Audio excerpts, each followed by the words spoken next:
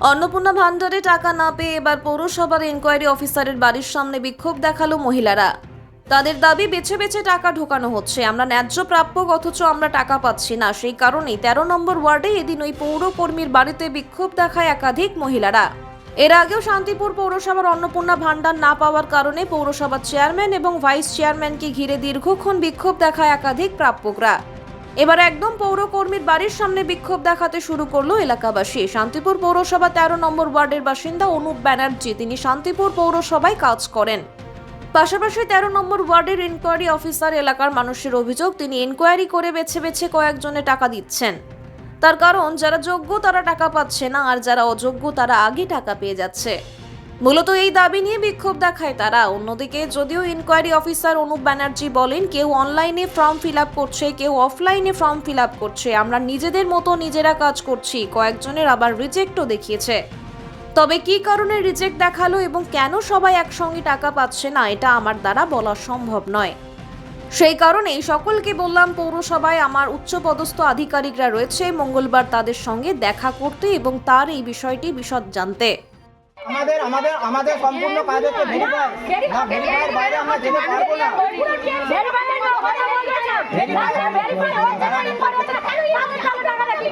এটা সম্পূর্ণ এআই প্রজেক্টে হয়েছে, এটা আমাদের কোনো হাত নেই। সামনে যাও, দরজায় ধাক্কা মারো, অনলাইনে ওখানেই যাবে সব।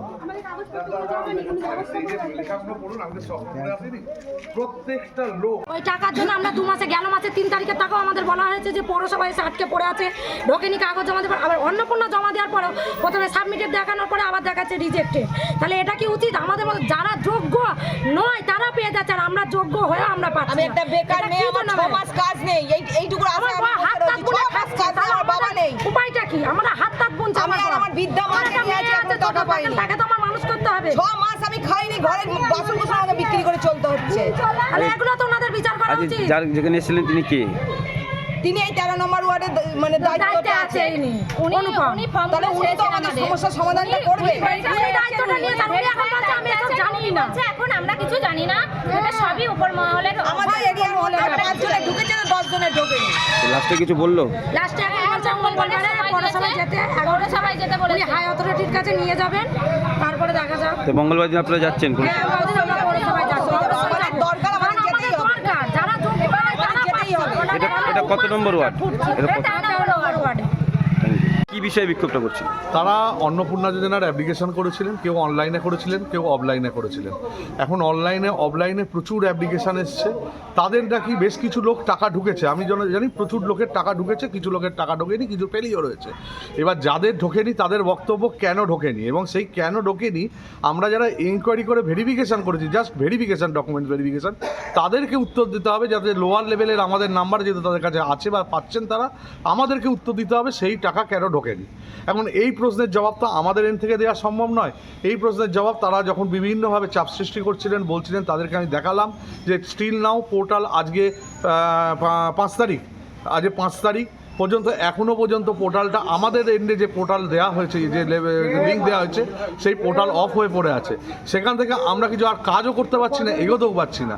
এই জায়গা থেকে আমরা কীভাবে তাদের অ্যান্সার দেবো, ডেফিনিট বা কিছু বলবো, এবং আমাদের এটা বলারও ক্ষমতা নেই। তার জন্য তাদেরকে আমি রিকোয়েস্ট করেছি তারা যেন পৌরসভাতে মঙ্গলবার অফিস খোলা আছে, তার বাইরে তো কিছু বলতে পারি না। মঙ্গলবারে আমাদের হায়ার অথরিটি যারা আছেন, চেয়ারম্যান, ইও সাহেব, তাদের সঙ্গে দেখা করে এই বিষয়ে তারা যাতে তাদের যা জানার বক্তব্য, সেই বক্তব্য তারা জানতে পারেন। একাধিক মহিলা প্রশ্ন তুলছিল যে যোগ্য অযোগ্য, মানে যারা পাওয়ার যোগ্য তারা পায়নি, আর যারা পাওয়ার যোগ্য না তারা পেয়ে। তাদেরকে যখন বললাম এই বিষয়টা, যে আমাদের মুখ্যমন্ত্রী বলেছেন যে যারা পাওয়ার যোগ্য নয় তারা যদি পেয়ে থাকেন তাদের এগেনস্টে কমপ্লেন লঞ্চ করা যাবে এবং সেটা ভেরিফিকেশন হবে, এটা আমরা শুনেছিলাম, আমিও খবরে শুনেছিলাম। তাদেরকে যখন বললাম যে আপনি অন্তত নাম বলুন বা তাদের একটা ডিটেলিং বলুন, তারা কিন্তু কেউ বলতে পারলেন না বা বললেন না। তারা এটা মুখে বলছেন, কিন্তু কার্যক্ষেত্রে তারা অভিযোগটা কিন্তু প্রমাণ সাপেক্ষ কিছু জমা দিচ্ছেন না। এবার সেক্ষেত্রে আমরা কি করে বুঝবো পোর্টাল দেখে? এখানে পোর্টালে তো মহিলাদের নাম, পোর্টালে তো তাদেরকে সবার পক্ষে একটা এমপ্লয়ির তো জানা সম্ভব নয়। এবং তাদের একটা বক্তব্য, আমাদের যে ফর্ম আছে সেই ফর্মে দেওয়া আছে যে ডকুমেন্টস তারা দিয়েছেন, তারা সম্মত হয়ে সেই ডকুমেন্টস দিয়েছেন। সেখানে কেউ যদি কিছু চেপে দিয়ে থাকেন বা কেউ যদি না দিয়ে থাকেন, সেটা দায়িত্ব তার সম্পূর্ণ, সেটা যে ইনকোয়ারি করছে তার তো হতে পারে না। তাহলে এই বিষয় নিয়ে আগামী মঙ্গলবারে পৌরসভা আগামী মঙ্গলবারে তাদেরকে আমি পৌরসভায় আসতে বলেছি, ইও সাহেবের কাছে যেতে বলেছি। ইও সাহেবের কাছে দরকার হলে আমার সঙ্গে তারা যাবেন এবং তারা তাদের উত্তর যদি পান ভালো, না পেলে তারা ইও সাহেব আমার হায়ার অথরিটি বলতে পারবেন।